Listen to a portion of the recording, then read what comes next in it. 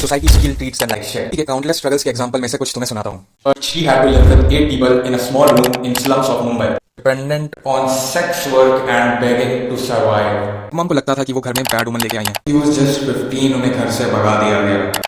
लड़ना तो हर ट्रांसजेंडर को पड़ता है उनकी आइडेंटिटी की वजह से. एग्जाम्पल्स हैं जो इस फेज को सर्वाइव ही नहीं कर पाए एंड डाइड. जो भी 4 लाख से ऊपर की कम्युनिटी है इंडिया में, but society still treats them like shit. उन्हें कोई हक नहीं दिया जाता, उनके पास तक बैठना कोई नहीं चाहता. बस याद उनकी तभी आती है जब किसी न्यूबॉर्न की बर्थ होती है. What if it happens with you? बताता हूँ ना. इस कम्युनिटी के काउंटलेस स्ट्रगल्स के एग्जाम्पल में से कुछ तुम्हें सुनाता हूँ. Saumya Gupta. She left her hometown Vijayawada and went to Mumbai. जब उन्हें अपने होम टाउन में बहुत ज्यादा मिसट्रीटमेंट का सामना करना पड़ा, उन्हें लगा मुंबई में जाकर उनके ड्रीम्स बेटर फुलफिल हो सकते हैं. But she had to live with 8 people in a small room in slums of Mumbai. She was dependent on sex work and begging to survive. You can't even imagine, right? तुम्हारे साथ ऐसा होगा तो क्या करोगे?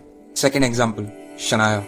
When she was 15, उनकी step mom ने उन्हें घर से भगा दिया था. शनाया की स्टेप मॉम को लगता था कि वो घर में बैड वुमन लेके आई हैं, जो कि शनाया की स्टेप मॉम के बच्चों के लिए अच्छा नहीं था.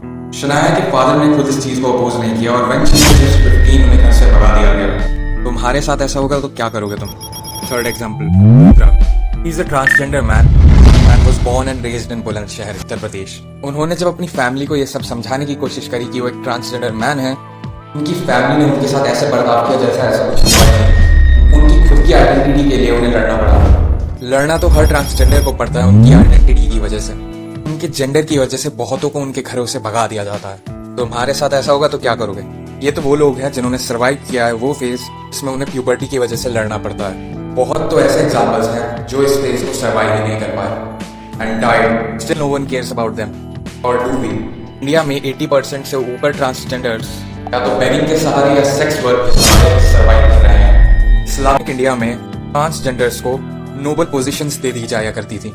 उन्हें गार्ड करने का काम दिया जाता था किंग की वाइफ्स को. But how did we arrive at such a phase that invaders treated them well than us? काफी समय से ट्रांसजेंडर्स को डिस्क्रिमिनेशन का सामना करना पड़ा है. क्यों? उनके हक के बारे में कोई इंसान बात नहीं करना चाहता. पर क्यों?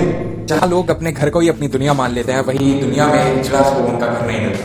हमें अनजानों से डर लगता है, लेकिन ट्रांसजेंडर्स के लिए कभी कभार उनका खुद का शरीर अनजाना हो जाता है. पूरी दुनिया में ट्रांसजेंडर्स बहुत ज्यादा ही फिजिकल मेंटल पेन सहते हैं जो डिजर्व भी नहीं करते. मिसट्रीटमेंट का सामना करना पड़ता है. जिन्हें न्यूबॉर्न की बर्थ पे अपने घर बुलाया जाता है, उनको अपना खुद का घर छोड़ना पड़ता है. Will you still choose to ignore all this? अगर नहीं तो पूरा वीडियो देखो और हम ये बात समझते हैं कि ऐसा क्यों है. जो भी 4 लाख से ऊपर की कम्युनिटी है इंडिया में, पर कितनों को तुमने बड़ी पोस्ट पर देखा है, कितनों को डॉक्टर्स बनते हुए देखा है, कितनों को जजेस बनते हुए देखा है. क्यों नहीं देखा है तुमने उन्हें चाहे छूते हुए अपने करियर में? क्योंकि हमने उनके लिए कोई चॉइस ही नहीं छोड़ी है. Society treats them like shit. जितने कड़वे शब्द हैं उतना ही ज्यादा सत्य भी इनमें है. ट्रांसफोबिया, सोसाइटी का कैंसर. बस ये सोच लेने से कि 2 ही जेंडर से एग्जिस्ट करते हैं, हम एक कैंसर को जन्म देते हैं. Lack of understanding of the world की वजह से हम एक कैंसर को जन्म देते हैं. ट्रांसफोबिया. इस एक सोसाइटी के कैंसर की वजह से हम एक पूरी कम्युनिटी की होप्स कुचल देते हैं. कब तक चलेगा ऐसा? जब हमारा देश आजाद हो गया तो सोच कब आजाद होगी? अब तक हम ट्रांसजेंडर्स को इंसान समझना बंद करते रहेंगे. आंखें बंद सही, लेकिन नींद तो कभी खुलेगी. कभी ना कभी आंखें खोलनी पड़ेगी ना. कब तक आंखें बंद रखोगे ट्रांसजेंडर्स के हक की तरफ? क्या करोगे तुम जब तुम्हारे साथ ऐसा होगा? क्या करोगे तुम जब किसी को हक ना देने की वजह से फुल ऑन वॉर बच जाए? तब तक हम एक दूसरे की आंखों में आंखें डालकर ये नहीं कह पाएंगे कि ट्रांसजेंडर्स भी इंसान होते हैं, उनके हक के लिए हमें लड़ना चाहिए. हम ट्रांसजेंडर्स के भले के लिए कुछ भी नहीं करते रहेंगे. तब तुम नीडीज की हेल्प करना अपना कर्तव्य नहीं समझोगे. तब तुम उनके लिए स्टैंड नहीं लोगे जिनके पास तुमसे कम राइट्स हैं. If you like the video, then consider subscribing. May the God bless you.